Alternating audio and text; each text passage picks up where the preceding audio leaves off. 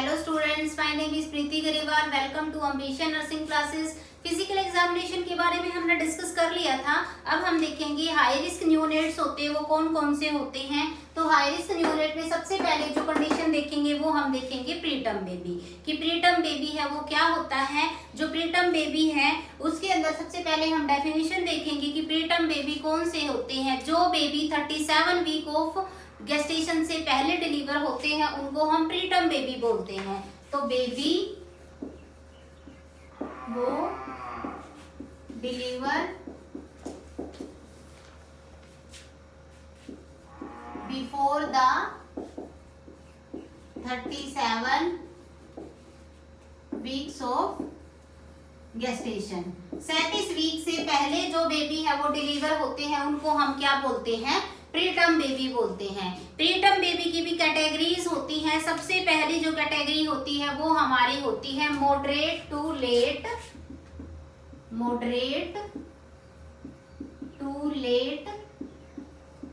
Preterm baby. Moderate to late preterm baby हमारी first category होती है जिसमें क्या होता है बेबी 32 वीक के तो बाद डिलीवर होता है बट 37 वीक से पहले डिलीवर होता है. तो इसके अंदर हम क्या करेंगे बेबी वो deliver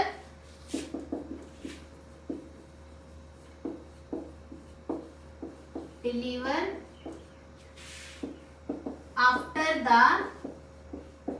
32 weeks of gestation and before the 37 weeks of gestation. 32 week के बाद और 37 वीक से पहले अगर बेबी डिलीवर होता है तो वो हमारा moderate to late preterm baby के अंदर आता है. सेकंड होता है हमारा वेरी प्रीटर्म बेबी. ठीक है.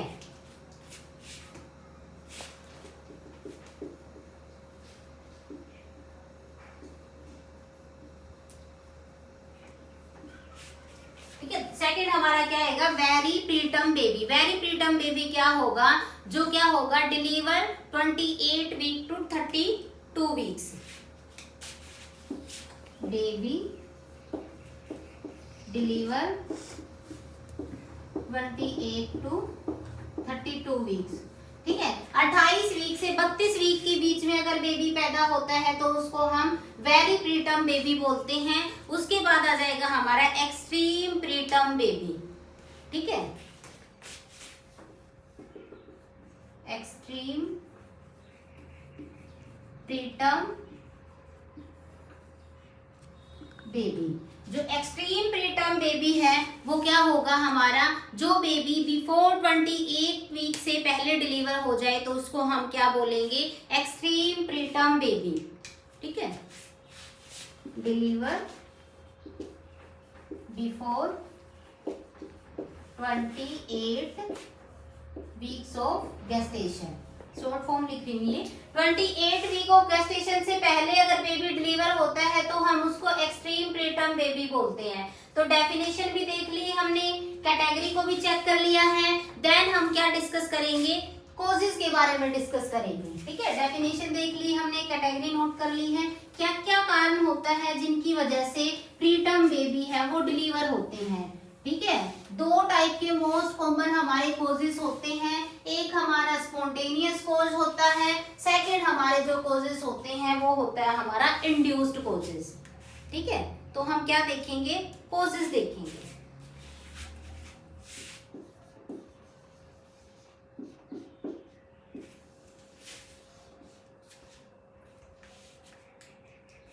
सबसे पहला जो होगा वो होगा हमारा स्पॉन्टेनियस.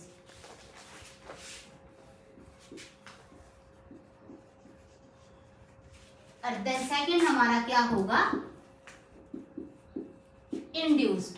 ठीक है. पहला हमारा क्या होगा स्पॉन्टेनियस होगा. दूसरा हमारा क्या होगा कॉज इंड्यूस्ड कॉज होगा. स्पॉन्टेनियस कॉज में सबसे पहले हम क्या करेंगे स्पॉन्टेनियस कॉज का सबसे पहला कारण है सर्वाइकल. ठीक है. स्पॉन्टेनियस कॉज है उसमें सबसे पहले क्या आ जाएगा हमारा सर्वाइकल इनकम्पिटेंसी. जो सर्विक्स है वो कॉम्पिटेंट नहीं है, सर्वाइकल इनकम्पिटेंसी है, उसकी वजह से क्या हो सकता है, स्पॉन्टेनियस कॉज है ये, जिसकी वजह से बेबी है वो प्री टर्म होगा। क्यों? क्योंकि जो सर्विक्स है वो अपनी रिटेंशन पावर को लूज कर देता है, जिसकी वजह से बेबी है वो टाइम से पहले क्या हो जाता है, डिलीवर हो जाता है। सेकंड आता है हमारा मल्टीपल प्रेगनेंसी।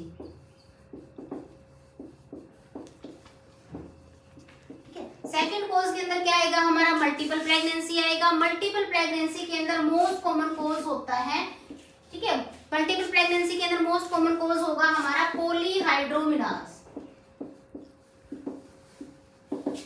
मल्टीपल प्रेगनेंसी में क्या होगा, पर्सन को पॉलीहाइड्रोमिनास होगा वुमन को, जिसकी वजह से क्या होता है, प्रीटर्म बेबी के चांसेस होते हैं। अगर मदर है वो एक्सेस में सिगरेट स्मोकिंग कर रही है, ठीक है, एक्सेसिव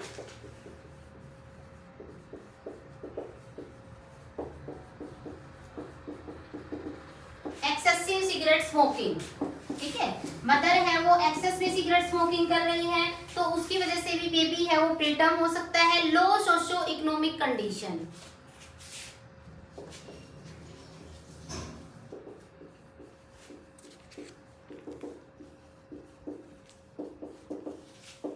लो सोशो इकोनॉमिक कंडीशन, अगर मदर है वो माल न्यूरिश्ड है, ठीक है, डेली की जो रिक्वायरमेंट है, कैलोरी की रिक्वायरमेंट है वो फुलफिल नहीं हो रही है, तो उसकी वजह से भी बेबी के ऊपर इफेक्ट होगा और बेबी है वो क्या हो सकता है, प्रीटर्म हो सकता है। सेकंड हमारे कॉजेज आते हैं इंड्यूस कॉज। इंड्यूस कॉज के अंदर क्या हो सकता है हमारा, अगर मदर है उसको सीवियर एक्लेम्पसिया है, पीछे हमने डिस्कस किए थे कि एक्लेम्पसिया क्या होता है, प्री एक्लेम्पसिया क्या होता है। अगर मदर को सीवियर एक्लेम्पसिया है उस कंडीशन में भी बेबी है वो क्या हो सकता है, प्रीटर्म हो सकता है। कोई प्लेसेंटा की एबनॉर्मलिटीज हैं, ठीक है, प्लेसेंटर एबनॉर्मलिटीज, कोई प्लेसेंटा की एबनॉर्मलिटीज है उनकी वजह से भी हो सकता है। एम्बलाइकल कॉर्ड के अंदर कोई एबनॉर्मलिटीज हैं,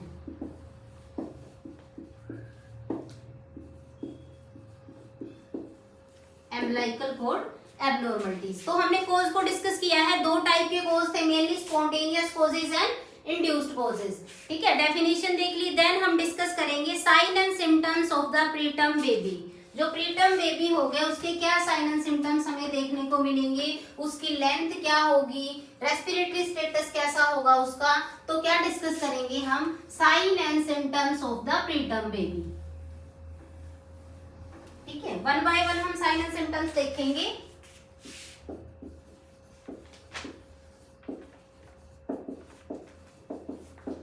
sign and symptoms of the preterm baby. सबसे पहले क्या देखेंगे हम, लेंथ देखेंगे।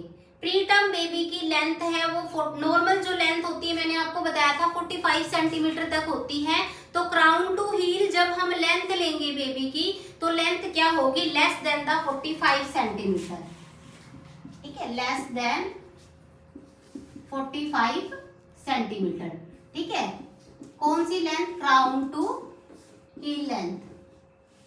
बेबी का जब हेड से टो तक हम लेंथ लेंगे तो 45 सेंटीमीटर से कम मिलेगी हमें। जो ब्रेस्ट नोड्यूल है उसका साइज ही बताया था मैंने 5 mm तक, ठीक है, तो ब्रेस्ट नोड्यूल का जो साइज होगा वो भी क्या होगा, 5 से कम होगा, लेस देन 5, ठीक है। जो 5 है 5 सेंटीमीटर से क्या होगा, उसका कम होगा। जो ईयर के कार्टिलेज है वो भी कैसे मिलेंगे हमें, सॉफ्ट मिलेंगे, सॉफ्ट ईयर कार्टिलेज, ठीक है। बेबी के जो ईयर कार्टिलेज होंगे वो सॉफ्ट मिलेंगे। एब्डोमेन की जो ब्लड वेसल्स है वो हमें विजिबल मिलेंगी, ठीक है, विजिबल एब्डोमेन,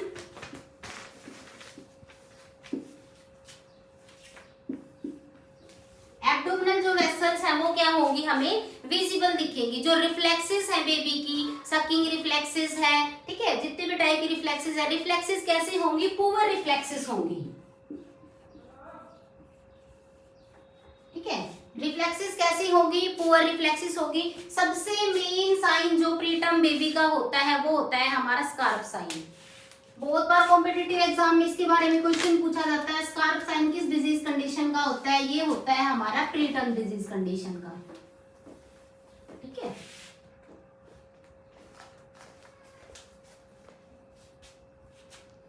क्या देखेंगे हम, स्कार्फ साइन। ठीक है, होता क्या है स्कार्फ साइन के अंदर, बेबी को क्या करेंगे हम, सुपाइन पोजीशन में लेटाएंगे। Place the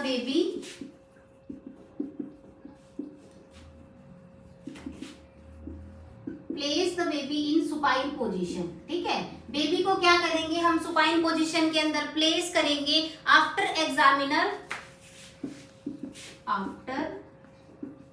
examiner pull the, ठीक है, after examiner pull that arm over the lateral of the chest. जो बेबी की आर्म है वो चेस्ट से क्या करेगा, लेटरल की साइड लेके जाएगा, और वो ओवरली क्रॉस कर जाती है तो वो हमारा क्या होगा, स्कार्फ साइन है वो क्या होगा, पॉजिटिव होएगा। अगर स्कार्फ साइन पॉजिटिव है तो बेबी को क्या है, आरडीएस है। आरडीएस का मतलब रेस्पिरेटरी डिस्ट्रेस सिंड्रोम। ठीक है,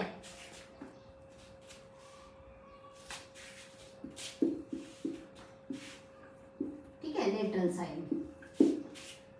तो सबसे मेन क्या चेक करेंगे हम, उसके अंदर स्कार्फ साइन चेक करेंगे। स्कार्फ साइन होगा तो वो किसको इंडिकेट करेगा, हमारे प्रीटर्म बेबी को इंडिकेट करेगा। ठीक है, डायग्नोज वही करेंगे हम, हिस्ट्री कलेक्ट करेंगे, फिजिकल एग्जामिनेशन। बट सबसे मेन जो इसके अंदर डायग्नोस्टिक टेस्ट होता है वो एक प्रोटीन होती है, फाइब्रोएक्टिन प्रोटीन, जो हम क्या करते हैं, मदर का जो सर्वाइकल सिक्रीशन होता है उससे क्या करते हैं हम, उस प्रोटीन को चेक करते हैं, जिससे हमें पता चलता है बेबी है वो कैसा प्रीटर्म डिलीवर होगा।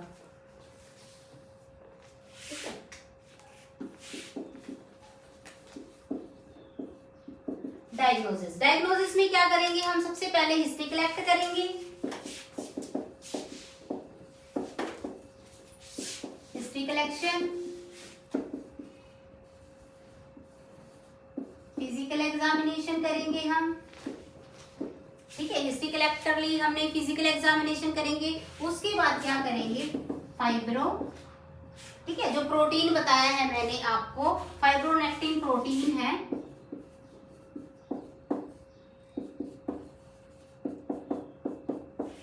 जो फाइब्रोनेक्टिन प्रोटीन है वो कहाँ पे प्रेजेंट होती है, मदर के सर्वाइकल सिक्रीशन में प्रेजेंट होती है। प्रेजेंट कब होती है, 22 से लेके 34 वीक्स के बीच में क्या होता है, मदर का जो सर्वाइकल सिक्रीशन होता है उसके अंदर अगर ये प्रोटीन प्रेजेंट है तो क्या है, पॉजिटिव साइन है प्रीटर्म बेबी का, कि उस मदर को जो बेबी होगा वो कैसा होगा, प्रीटर्म होगा। ठीक है, उसके बाद ये हमारी डायग्नोस्टिक इन्वेस्टिगेशन है। देन हम क्या करेंगे, मैनेजमेंट करेंगे। ठीक है, डायग्नोस्टिक इन्वेस्टिगेशन को हमने डिस्कस कर लिया। अब हम मैनेजमेंट करेंगे कि प्रीटर्म बेबी अगर हो गया है तो उसको हमें कैसे मैनेज करना है।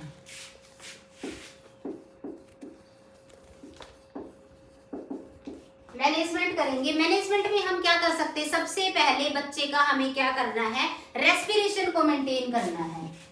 Maintain respiration. ठीक है, रेस्पिरेशन को हमें मेंटेन करना है। रेस्पिरेशन को कैसे मेंटेन कर सकते हैं हम, बच्चे का सक्शन कर सकते हैं। ठीक है, सक्शन प्रेशर मैंने आपको बताया था कि कितना सक्शन प्रेशर देना है, कितनी देर तक देना है। ठीक है, और पोजीशन दे सकते हैं। पोजीशन क्या कर सकते हैं, हेड लो पोजीशन प्रोवाइड कर सकते हैं। पोजीशन,